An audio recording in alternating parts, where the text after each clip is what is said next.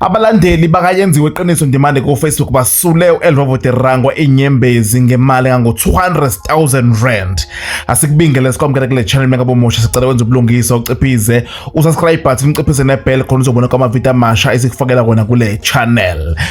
Uyenziwe ndimande intokazi enekhasi elihle kakhulu lapha ku Facebook enabalandeli abaningi wenze okuhle nakanjani ke wanqanqa abalandeli bakho ukuthi ke besule uElvovo izinyembezi emva kwevideo eyasabalala enkundleni zokuxhumana ifakwe iGagasi FM. Abanye ke bayizwela bukhoma ke emoyeni ngenkathi uElvovo ebika ngempela ngezinto adlule kuzo emva kokugula, ebalisa esho ukuthi emva kokuba agule walahlekelwa abangani baqala bahlehla walahlekelwa zonke izinto oayenazo impilo yakhe ngempela ke yabanzima kakhulu. Abantu bafundisa ukuthi wanzoba senkingeni abangani bayahlehla bavele bebaleke bekushiye wedwa usenkingeni. Kodwa ke nansi nakanjani ke iclip esebonga uElvovo ngakwenzelo nguyenziwe ndimande ukuthi anxenxe abantu enkundleni zokuxhumana ukuthi ke bamdonatele ukuze nakanjani ke ezokwazi ukuthi aqale kahle impilo yakhe emaphansi. Nansi iclip esihlanganisile zizwele nakanjani. Siyabonga yenziwe ndimande, siyabonga amandla ka social media wasebenzisile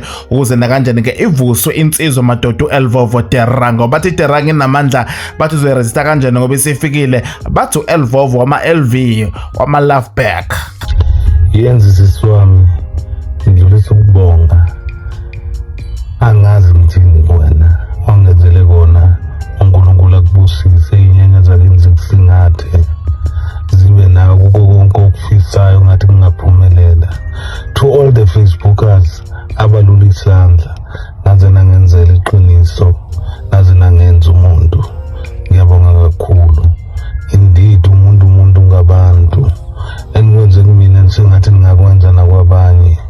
Ngifikela usizi, ngifikela zinyembezi. Ngiyabonga ingane zakwethu, uNkulunkulu anandisele izinyanya zakini zinzingathi ngazo sonke isikhathi. Ngisazobonga kahle but ngithi ngidlulise lamazwi kumina nonke. Ngiyabonga kakhulu Mzansi, uNkulunkulu khona futhi uNkulunkulu uyaphila. Niphile nje uthando lunye.